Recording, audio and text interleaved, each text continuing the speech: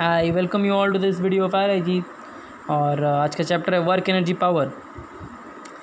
Last video में इस chapter का हमने देखा था कि वर्टिकल सर्कुलर मोशन, इसके बारे में देखा था। तो आज चलते हैं, हम पढ़ेंगे the potential energy of spring. Okay, potential energy of spring, potential energy. तो क्या है, देखो इसको ऐसे लिख सकते हैं ना, F इक्वल टू ये है, इस तरह से कुछ ब्लॉक फ्लॉक लगा है, ये x यहाँ पे 0 है, यहाँ आगे गया तो प्लस, यहाँ गया तो माइनस।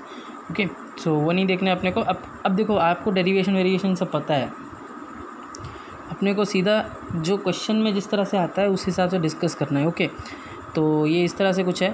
तो W is equal to F की जगह पे स्प्रिंग फोर्स क्या होती है, kx, तो इंटीग्रेट कर देंगे अपन x dx। ओके, और हम इसको ऐसे भी लिख सकते हैं, देखो अब फॉर्मूला ये भी है -12kx²। आप इसके बहुत सारे फॉर्म्स होते हैं, वो आप ज़्यादा क्वेश्चन करेंगे ना, उस हिसाब से आपको पता चल जाएगा कौन सा फॉर्म क्या है। ओके, इसके बाद चलते हैं। ठीक है, तो ये माइनस क्यों होता है ये मैंने मेरे लास्ट वीडियो में बता दिया था।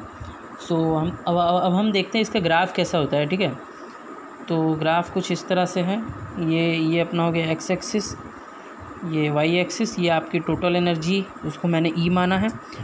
अब देखो ये चीज़ जो है ये आपकी काइनेटिक एनर्जी है। ठीक है, ये एक्सट्रीम पोजीशन है, इसको मैंने एक्स एम मान लिया। और ये है अपना, ये देखो ये टोटल एनर्जी के लिए ये ग्राफ है, और ये अपना काइनेटिक एनर्जी के लिए, ये अपना पोटेंशियल एनर्जी के लिए स्टोर्ड इन स्प्रिंग। देखो पोटेंशियल एनर्जी मैक्सिमम कहाँ पे होगी, 0 पे, और काइनेटिक एनर्जी मैक्सिमम कहाँ पे होगी, एक्सट्रीम पॉइंट में। ओके, और फिर एक्सट्रीम पॉइंट में स्प्रिंग में जो ब्लॉक लगा हुआ उसकी वेलोसिटी क्या है, वो कैसे निकालोगे। देखो एक्सट्रीम पॉइंट में वेलोसिटी होगी ½ mv²। अब चूँकि ये स्प्रिंग फोर्स जो है कंजर्वेटिव फोर्स है, तो अपन फार्मूला लगा सकते हैं टोटल कंजर्वेटिव फोर्स का। तो ½ kx² से निकाल लेंगे, तो इससे अपने को क्या मिल जाएगा, k/mx। तो ये हो गया हमारा क्या, वेलोसिटी एक्सट्रीम पॉइंट की।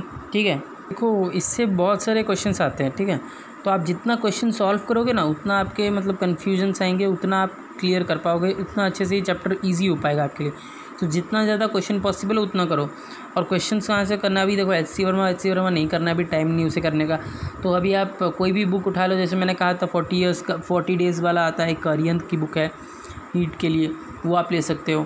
ठीक है, या फिर आपके पास अगर आपने कोचिंग लिए तो उसके मॉड्यूल्स होंगे, वहाँ से भी आप सॉल्व कर सकते हो। ओके, नेक्स्ट चीज़ पे चलते हैं, हम देखते हैं उसमें क्या है। इसके बाद जो है हमको देखना है ना कि अपना जो एनर्जी है, अपना जो कर्व है, वो जो है एनर्जी, वो whether that is a conservative और नॉन कंजर्वेटिव, और अगर कंजर्वेटिव है तो वो इक्विलिब्रियम में है या नहीं, वो हमको देखना है। ठीक है, तो इफ़ फोर्स इज़ कंजर्वेटिव, ठीक है, फोर्स अपना कंजर्वेटिव है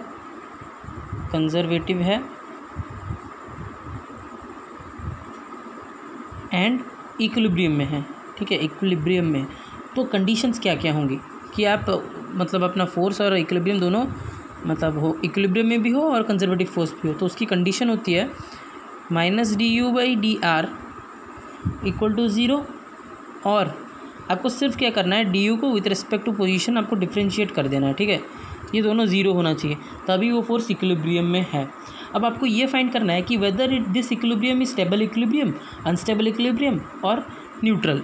ओके, तो देखो स्टेबल इक्विलिब्रियम की ग्राफ, अब इसका जब du और dr का जो ग्राफ निकालेंगे ना, इक्वेशन देख के तो आपको कैसे ग्राफ बनाना है वो मैंने बता दिया। देखो स्टेबल इक्विलिब्रियम है तो ये उसकी ग्राफ है। ठीक है, ये स्टेबल इक्विलिब्रियम की ग्राफ हो गई, और ये चीज़ भाई अपनी होगी अनस्टेबल इक्विलिब्रियम के लिए, ये ग्राफ हो गई। ओके, न्यूट्रल के लिए भाई सीधी है, कोई प्रॉब्लम नहीं। अब देखो ये अनस्टेबल लिख देते हैं, अनस्टेबल, ये स्टेबल हो गया। देखो मैंने आपको बताया था ग्राफ स्टडी मेरी पहली, अगर आपको नहीं पता तो मेरे चैनल को सब्सक्राइब करके आप पहले वीडियो को देखिए, काइनेमेटिक्स पार्ट 1। ओके, उसमें मैंने बताया कि किस ग्राफ का क्या इक्वेशन है। तो आप केवल इक्वेशन देख के ठीक है। आप डी यू का इक्वेशन देख के आर के रेस्पेक्ट में आप पता कर सकते हो whether that thing is having stable equilibrium और अनस्टेबल इक्विलिब्रियम, बिकॉज ग्राफ मतलब उस इक्वेशन के अकॉर्डिंग ये ग्राफ डिसाइड हो जाएगा, ठीक है। तो आप बैक करके जाइए और देख लीजिए काइनेमेटिक्स के पार्ट 1 वीडियो को, जिसमें हमने क्लियरली बताया कि किस तरह से कौन सा ग्राफ का क्या इक्वेशन होता है, टाइप क्या होता है। ओके, सो आगे बढ़ते हैं। अब नेक्स्ट चीज़ है पावर। ओके, देखो पावर के लिए आपको बस ये आप तो जानते ही होंगे, power is equal to W/T, rate of work is called power. Okay, या फिर इसको हम dW/dt लिख सकते हैं। और क्या लिख सकते हो पावर को आप, हम लिख सकते हैं FDT, FDR। ओके, पावर को ये भी लिख सकते हैं। और क्या लिख सकते हैं हम, FDR जो है वो वर्क हो गया, तो पावर FDR/dt। तो क्या हो सकता है अपना FV, फोर्स इंटू वेलोसिटी, ठीक है। और देखो इस तरह से आप बहुत सारे फॉर्मूले डिराइव कर सकते हो, बस आपको एग्ज़ाम में किस तरह से लिखना है वो आपको डिसाइड करना है, मतलब क्वेश्चन किस तरह से आ रहा है। जैसे आप इसको ऐसे भी लिख सकते हो, mass into acceleration into V, तो क्या हो जाएगा।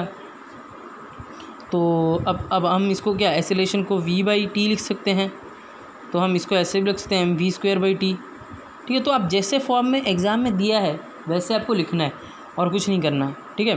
तो अब यूनिट्स देख लेते हैं इसकी, क्वेश्चन को ध्यान से देखना है और इसके यूनिट्स के हिसाब से आप बहुत सारे फार्मूला इसका डिराइव कर सकते हो, कोई प्रॉब्लम नहीं है। डायमेंशनल यूनिट क्या है इसकी, डायमेंशनल यूनिट होती है mL2T-3। ओके, ये डायमेंशनल यूनिट है। अब देखो ये चीज़ मेन इंपॉर्टेंट चीज़ ये है इसकी, आपको देखना है कि इसका क्या यूनिट मतलब क्या है। जैसे यूनिट है, हम नॉर्मल यूनिट जो जानते हैं वो है वॉट, लेकिन अगर इसको हम हॉर्स पावर में कन्वर्ट कर दें तो 1 हॉर्स पावर इक्वल टू अपना होता है 746 वॉट। अब देखो आपको फार्मूला सारा पता होगा, प्रोसेस सारा पता होगा, आपने कर लिया, लेकिन आपको ये कन्वर्जन नहीं पता, तो उस फार्मूले का कोई फ़ायदा नहीं, ठीक है। तो आराम से कान खोल के इस चीज़ को ध्यान से देख लो, इसका क्या रिजल्ट है और याद कर लो इसको। ओके, अब देखो अब और क्योंकि क्वेश्चन में जब आप नीट के क्वेश्चन में क्वेश्चन ईजी होगा, but the thing is that आपको इस हॉर्स पावर में दे देगा तो आप ये नहीं जानते होगे तो क्वेश्चन सॉल्व नहीं कर पाओगे। ओके, एक और होता है कि क्वेश्चन एक देख लेते हैं। ओके, जैसे एक इंजन है that pumps 400 kg water, okay, water to a height क्या होगी उसकी 10 metre in 40 seconds. Okay, find the power, ठीक है, find power of the engine if its efficiency is 80%, efficiency is 80%। Okay, आपको पावर फाइंड करना है, वो आप कैसे करोगे। देखो ये जो चीज़ से आप निकालोगे वर्क कितना है, वो उसकी मतलब नॉर्मली कितना करता है उसका एफिशिएंसी दिखाएगा, लेकिन उसकी एक्चुअल पावर हमको निकालनी है। वो कैसे निकालोगे, देखो mgh कर दोगे, mgh करोगे तो क्या आ जाएगा 40 किलो-जूल्स वर्क आ जाएगी, ठीक है। और पावर क्या होता है W/T, टाइम दे रखा है अपने को 40 सेकेंड्स, तो क्या होगा 1 किलोवाट आ गया। ओके, अब कुछ नहीं करना है, देखो टोटल पावर का 80% है इसका एफिशिएंसी, मतलब तो 80% कितना है इसका 1 किलोवाट। तो बस अब कुछ नहीं करना, पावर निकाल दो आराम से, कितना आ जाएगा 1.25 किलोवाट। बस ऐसे ही क्वेश्चन आते हैं इजी। अब नेक्स्ट क्वेश्चन देखते हैं। ए particle is moving in x axis, ठीक है, एक्स एक्सिस में अपना पार्टिकल मूव कर रहा है। ओके, एक्स एक्सिस में पार्टिकल मूव कर रहा है, एक्शन ऑफ फोर्स F, ठीक है। और इस जो फोर्स का है उसमें पोजीशन वेरी होता है इसके प्रोपोर्शनल, ठीक है।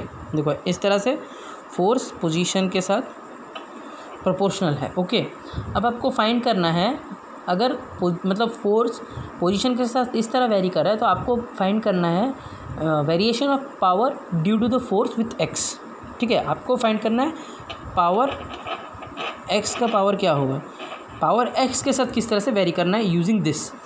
तो क्या करना है आपको, देखो मैंने कहा था आपको फॉर्मूला बस किस तरह से पुट करना है वो याद रखना है, ठीक है। तो वो कैसे करोगे, देखो इसको हम पहले लिख लेंगे ऐसे, F is directly proportional to, तो इसको हम और क्या लिख सकते हैं, देखो ऐसे प्रोपोर्शनल -1/4 लिख सकते हैं ना। तो F है, F क्या है m इंटू ए, m कॉन्स्टेंट है, तो हम इसको लिख सकते हैं -1/4। ओके, उसके बाद हम ए को क्या लिख सकते हैं, dv/dt, और क्या कर सकते हैं, dx/dt dv/dx लिख सकते हैं, and that is proportional to, अभी देंगे हम 1/4। ओके, अब क्या करेंगे, v dv/, इसको हम इक्वेट कर देते हैं, इक्वल टू dx x का पावर -1/4।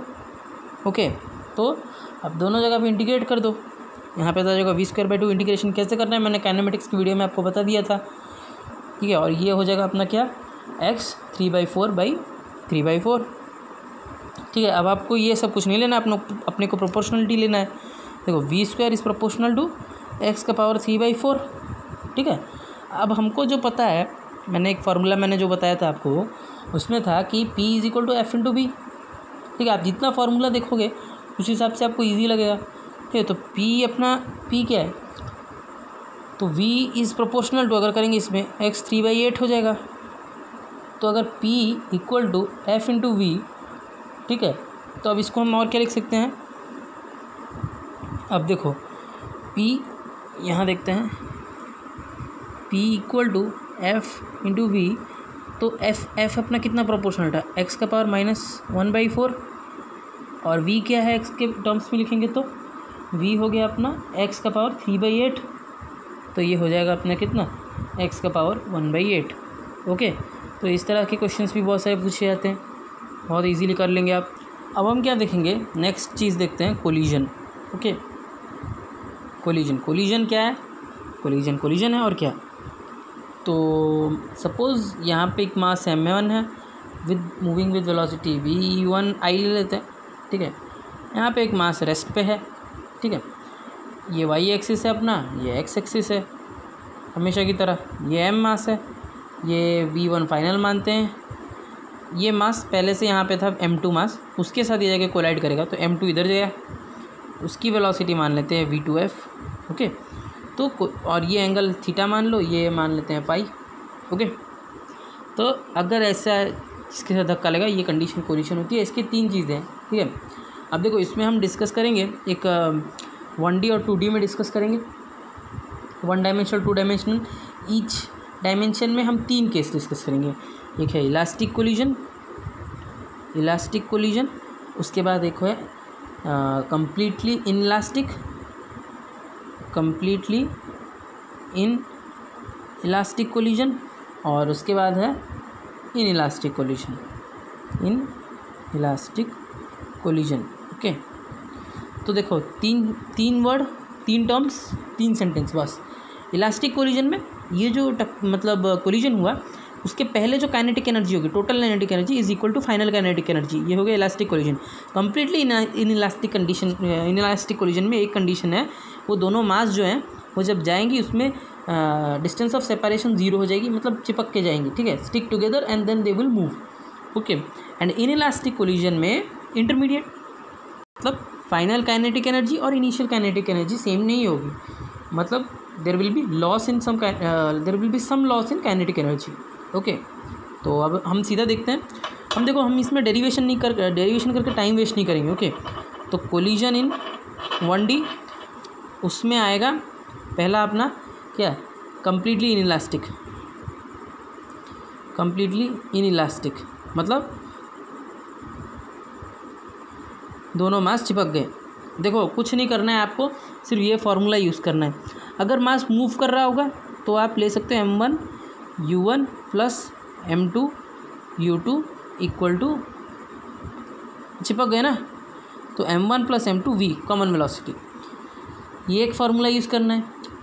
ये क्या, कंजर्वेशन ऑफ मोमेंटम किया, अब कंजर्वेशन ऑफ एनर्जी का लिख लो, बस कुछ नहीं करना है, half m1 u1 square half m2 u2 square is equal to half m1 plus m2 v square. इन दोनों फार्मूला का यूज़ करके आप v तो आराम से निकाल लोगे, ठीक है, बस वही करना है और कुछ नहीं। अब हम, ये केस था कम्प्लीटली इलास्टिक में, आपको बस ये फाइनल वेलोसिटी इन दोनों से निकालना है। ओके, अब हम जो केस देख लेते हैं वो एक परफेक्टली इलास्टिक कोलिजन का देख लेते हैं। परफेक्टली इलास्टिक, देखो इसमें जो फार्मूला है उसी के यूज़ करके आप डिफरेंट केसेस रख सकते हो, उससे आप मतलब बहुत सारा रिजल्ट निकाल सकते हो। तो हम एक ब्रॉड केस के ऊपर डिस्कस कर लेते हैं। देखो जैसे मान लेते हैं ये m1 वेलोसिटी है, u1 से मूव कर रहा है, m2 वेलोसिटी है, u2 से मूव कर रहा है, कोलिजन हो गया एंड ये कोलिजन पॉइंट है। और इसके बाद ये m1 है, v1 से मूव कर रहा है, m2 है, v2 से मूव कर रहा है। ओके, तो डायरेक्ट हम बात करते हैं वेलोसिटी क्या रहेगी, फाइनल वेलोसिटी क्या है। v1 क्या होगी, m1 माइनस m2। आपको डेरिवेशन नहीं करना है एग्जाम में, आपको डेरिवेशन मैंने बता दिया, एक दो फार्मूला है उससे आपको ये वेलोसिटी मिल जाएगी। कैसे, पहला है कंजर्वेशन ऑफ मोमेंटम, दूसरा है कंजर्वेशन ऑफ एनर्जी। दोनों फार्मूला रख दो, आपको ये रिजल्ट मिल जाएगा। अब आपको डायरेक्ट केस मिला है तो ये फार्मूला पुट कर दो। अगर थोड़ा घुमा के पूछा है तो आप वही वाला चीज़ यूज़ कर लो, ठीक है। और ये हो गया u1 plus m2 u2 by m1 plus m2। Okay, उसके बाद v2 निकालो कैसे, 2m1 u1 बाई, ये सब याद रख लो सीधा। अभी अब इतना टाइम नहीं है कैसे निकालना है हमको देखने के लिए, ठीक है। Minus m1 by m1 plus m2। Okay, इसको हम u2 लिख देंगे। ये क्या है, m1 माइनस m2, यहाँ पे m1 minus m2 into u2, और ये u1 यहाँ पे 2m2 u2 by m1 plus m2, 2m1 u1 plus m1 plus m2, ऐसे करना है, बस याद रख लो। ओके, हम चलते हैं इलास्टिक कोलिजन इन 2 डायमेंशन। तो इलास्टिक कोलिजन इन 2D, देखो मान लेते हैं कि ये है, u से जा रहा है, ये चीज़ रेस्ट पे है, कोलिजन हो गया, उसके बाद ये थीटा, ये फाई। ओके, ये v1 अपना, ये है v2। तो देखो उसमें इस चीज़ में क्या करना है, उसमें हमने क्या 1D था तो उसमें हम खाली क्या लेते थे, एक्स एक्सिस को लेते थे। तो इसमें क्या करना है अपने को, एक्स एक्सिस वाई एक्सिस दोनों लेना है। तो कैसे लिखोगे, देखो आपको बस इक्वेशन लिखना आना चाहिए, m1 u प्लस 0। अगर दूसरा पार्टिकल भी चल रहा होता तो 0 की जगह m2 v2 कर देते, लेकिन चल नहीं रहा इसलिए हम 0 ले लेते हैं। m1 v1 cos theta plus m2 v2 cos phi, ये cos, ठीक है। उसके बाद ये तो हो गया अपना क्या, एक्स एक्सिस। वाई एक्सिस का क्या करोगे, वाई एक्सिस में कोई मूवमेंट होगा क्या, देखो फिगर में देखो ना, इनिशियली कोई मूवमेंट है क्या, नहीं है, तो मैंने 0 ले लिया। m1 v1 क्या होगा, साइन थीटा प्लस प्लस नहीं होगा, अपोजिट डायरेक्शन हो जाएगा ना, इसका वाई एक्सिस इस तरह से जाएगा, इसका इस तरह से आएगा, तो minus m2 v2 sine theta नहीं, साइन फाई। बस ये दो इक्वेशन आपको लिखना आना चाहिए, सब सॉल्व हो जाएगा। उसके बाद अब आपने ये दो इक्वेशन लिख लिया, अब बस दो चीज़ और करना है, क्या, कंजर्वेशन ऑफ एनर्जी और conservation of momentum. Conservation of momentum आपने लिख दिया है, ये देखो यहाँ पे हमने कंजर्वेशन ऑफ मोमेंटम लगा दिया, ठीक है, एक्स एक्सिस वाई एक्सिस। अब हमें कंजर्वेशन ऑफ एनर्जी लगाना है, क्या है, half m1 u square equal to half, देखो दूसरा वाला तो रेस्ट में था, अगर होता तो उसका भी लिख देते, m1 v1 square plus half m2 v2 square. बस अब इन्हीं दो इक्वेशन का यूज़ करके आपको जो पूछा है वो निकाल दो। लेकिन एक केस, स्पेशल केस में डिस्कस कर देता हूँ, जैसे अगर ये मास और ये मास इक्वल है तब क्या होगा, तब होगा, सीधा रिजल्ट बता रहा हूँ, if m1 equal to m2। Okay, आपको निकालना नहीं है, थीटा प्लस फाई ये एंगल पूरा इक्वल टू 90 डिग्री। आपको और सोचना नहीं उसमें, m1 m2 दे दिया, ये एंगल 90 डिग्री होगा, बाकी केसेस में नहीं होगा, ठीक है। अब सीधा आ जाओ भाई लोग इन इलास्टिक कोलिजन, ठीक है, in elastic collision. Okay, so in elastic collision में आपको क्या देखना है, कुछ नहीं, देखो इसमें आपको ये याद रखना है कि main cheese, kinetic energy after collision is less than kinetic energy before collision, ठीक है। इसका मतलब kinetic energy final is less than kinetic energy initial. ये एक पॉइंट हो गया। 5-6 चीज़ें बस देखनी है इसमें अपन को। उसके बाद होता है इसमें टू बॉडी, इसमें जो है after collision two bodies separate from each other, ठीक है। आफ्टर कोलिजन टू बॉडीज़, देखो मेरी हैंडराइटिंग थोड़ी ख़राब है, separate from each other.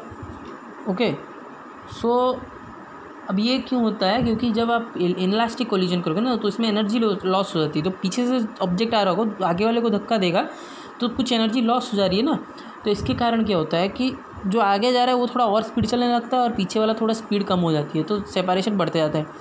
Okay, तो तीसरी पॉइंट है इसमें, देखो V2 माइनस V1 ये चीज़ proportional to U1 minus U2। ये प्रोपोर्शनलिटी हटाओगे तो एक कांस्टेंट आएगा, V2 minus V1 U1 minus U2। Okay, ये चीज़ क्या है अपना, तो ये चीज़ होता है अपना ये कोफिशिएंट ऑफ रेस्टिट्यूशन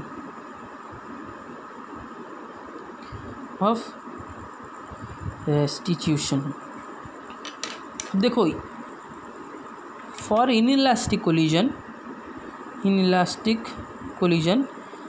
ये चीज़ क्या होगा अपना E, इसकी रेंज जो होगी बिटवीन 0 एंड 1 इनइलास्टिक कोलिजन के लिए। अपना इलास्टिक कोलिजन के लिए, परफेक्टली इलास्टिक कोलिजन के लिए ये चीज़ हो जाएगी E equal to 1।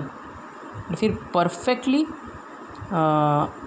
Inelastic collision, ये तो elastic collision equal to 1, inelastic collision के लिए ये चीज़ हो जाएगी E इक्वल टू 0। सेपरेशन 0 हो जाएगी ना, तो 0 चिपक जाता है 0।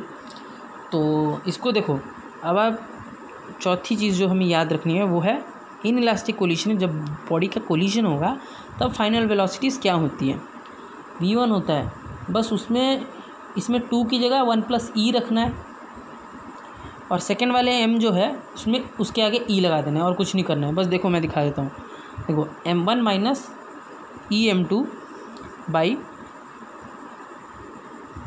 तो ये कुछ फार्मूला इस तरह से हो जाएगा, M1 minus EM2 M1 plus M2। यहाँ पे क्या करना है, वही चीज़, वही देखो जो चीज़ आपने यहाँ पे देखा था, ये चीज़ परफेक्ट इलास्टिक कोलिजन, इसमें कुछ नहीं, एक E एक्स्ट्रा लग गया है और यहाँ पे 2 की जगह 1 प्लस E लग गया है और कुछ नहीं है।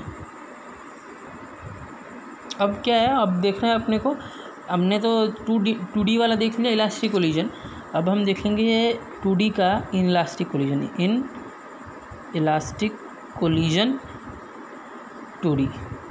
ठीक है, कुछ नहीं, ये मान लेते हैं एक बॉल M है, coming with velocity U, moving with velocity V, और ये बॉल हो गई इस तरह से, अपना ये हो गया एंगल अल्फ़ा, ये theta, in elastic collision. Okay, तो अब देखो कोफिशिएंट ऑफ रेस्टिट्यूशन अपना क्या है, E, coefficient of restitution E। Okay, तो क्या लिख सकते हैं हम, U sine theta is equal to V sine alpha, EU cos theta equal to V cos alpha. तो इससे फाइनल वेलोसिटी निकाल सकते हो, तो ये याद रख लो, फाइनल वेलोसिटी इस केस में हो जाती है sine square theta plus E square. अब डेरिवेशन मत देखो, आप बस ये चीज़ याद रख लो, ठीक है। डिराइव आप कर सकते हो लेकिन एग्ज़ाम में उतना टाइम नहीं होता है अपने टैलेंट को शो करने का, ठीक है। tan थीटा बाई E, सो ये 2 कंडीशंस याद रख लो। तो इसी के साथ chapter work energy and power ख़त्म होता है। सो इफ़ किसी और को कुछ भी जानना हो एक्स्ट्रा इस चैप्टर के बारे में, प्लीज़ कमेंट बॉक्स पे मेंशन कर दो, या फिर आपको क्वेश्चन डिस्कस करना है, आपको क्वेश्चन नहीं मिल रहा है तो भी कमेंट बॉक्स में डिस्कस कर लिख दो। I will send all the questions that's with me. Okay, तो thanks a lot for watching this. और अभी एग्ज़ाम पास होते जा रहा है, मैं कह रहा हूँ जितना अच्छे से सेट कर सकते हो और बढ़ाओ अपनी कैपेसिटी। अगर आप सेट का मतलब नहीं समझ रहे हो, मैं बार बार कह रहा हूँ, प्लीज़ मेरे पहले वीडियो को जाके देखो, चैनल सब्सक्राइब करो ना करो कोई फ़र्क नहीं पड़ता, अगर अच्छा लगे तो कर दो, लाइक भी कर देना। लेकिन मैं बार बार कहूँगा मेरे पहले वीडियो को देखो जिसे मैंने किया है कैसे प्रिपेयर करना है आपको चीज़, ठीक है। आप बस उसे देखो and that is the most important thing जो आपको करना है। ये सब चैप्टर पढ़ना that is not important now, okay. आप जितना क्वेश्चन पेपर कर सकते हो उतना अच्छा होगा आपके लिए। So thanks for watching this and B with us for ever.